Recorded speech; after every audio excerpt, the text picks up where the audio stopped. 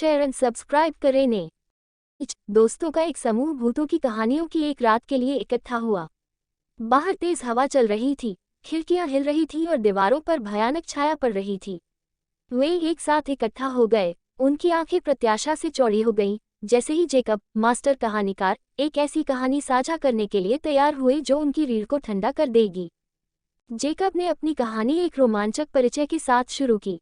बहुत पहले इसी हवेली में हारकोर्ट्स नाम का एक धनी परिवार रहता था। वे अपनी भव्य जीवन शैली और भव्य पार्टियों के लिए जाने जाते थे, लेकिन उनके भाग्य को बड़ी कीमत चुकानी पड़ी।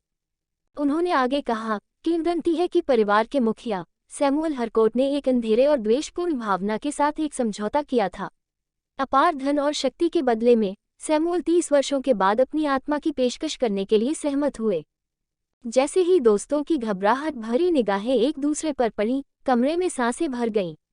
जेकब की आवाज़ धीमी फुसफुसाहट में बदल गई, जिससे रहस्य और बढ़ गया। संधि की 30वीं वर्षगांठ पर हवेली में एक भयानक तूफान आया। गड़गड़ाहट हुई और आसमान में बिजली चमकी। सैमुअल हरकोर्ट का समय समाप्त होते ही रात अंधेरे में डूब गई। अगले दिन हवेली खंडहर में पाई गई। एक बार के भव्य हॉल अब एक तामसिक आत्मा द्वारा प्रेतवादित थे। ऐसा कहा जाता है कि सैमुअल का भूत इन्हीं गलियारों में घूमता है, दावा करने वाली आत्माओं की तलाश करता है और उन लोगों को दंडित करता है जो उसके क्षेत्र में अतिक्रमण करने का साहस करते हैं। जैसे जैसे कहानी सामने आई, दोस्तों को माहौल में बेचैनी बढ़ती हुई महसूस हुई। मोमबत्ती की रोशनी की प्रत्येक झिलमिलाहट के साथ परछाइयां दीवारों पर नृत्य कर रही थी, जो जीवित प्रतीत हो रही थी। कमरे में अचानक ठंडक फैल गई, जिससे दोस्त अनायास ही कांपने लगे। जैसे ही जेकब अपनी कहानी के चरम पर पहुंचा, हवेली में एक जोरदार आवाज गूंजी, जिसने सभी को चौंका दिया। उन्होंने डर के मारे इधर उधर देखा, उनके दिल उनकी छाती में धड़क रहे थे। वे भयभीत हो गए, उन्हें एहसास हुआ कि कमरे में मौजूद प्राचीन दर्पणों में से एक हजारों टुकड़ों में बिखर गया था, जैसे कि किसी अदृश्य शक्ति ने गुस्से में हमला कर दिया हो। घबराकर दोस्त बाहर की ओर भागे, हवेली और उसकी दुष्ट उपस्थिति से बचने के लिए बेताब थे। लेकिन जैसे ही वे सामने के दरवाजे पर पहुंचे, वह एक जोरदार धमाके के साथ बंद हो गया, जिससे वे अंदर फंस गए।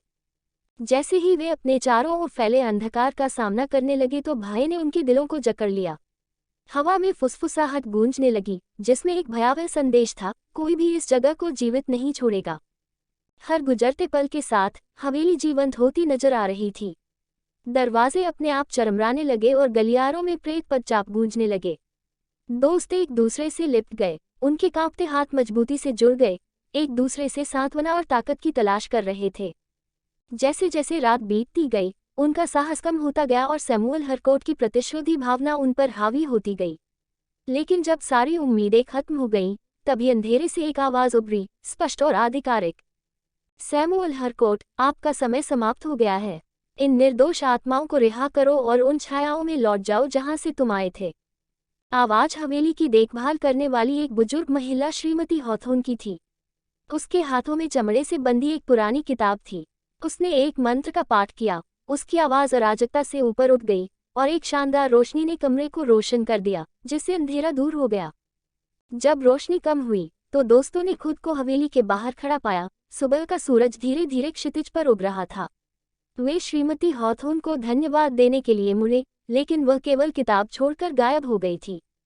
उस दिन के बाद से हवेली खाली और परित्यक्त पड़ी रही। यह उन अलौकिक शक्तियों का प्रमाण है जिन्होंने एक बार इसे त्रस्त कर दिया था, और दोस्तों ने, जो उनकी मुलाकात से हमेशा के लिए बदल गए, कसम खाई कि वे कभी भी हवेली के पास नहीं जाएंगे। ऐसा न हो कि वे सैमुअल हरकोर्ट की प्रतिशोधी भावना और परलोक के साथ उसके काले समझौते को जगा दें।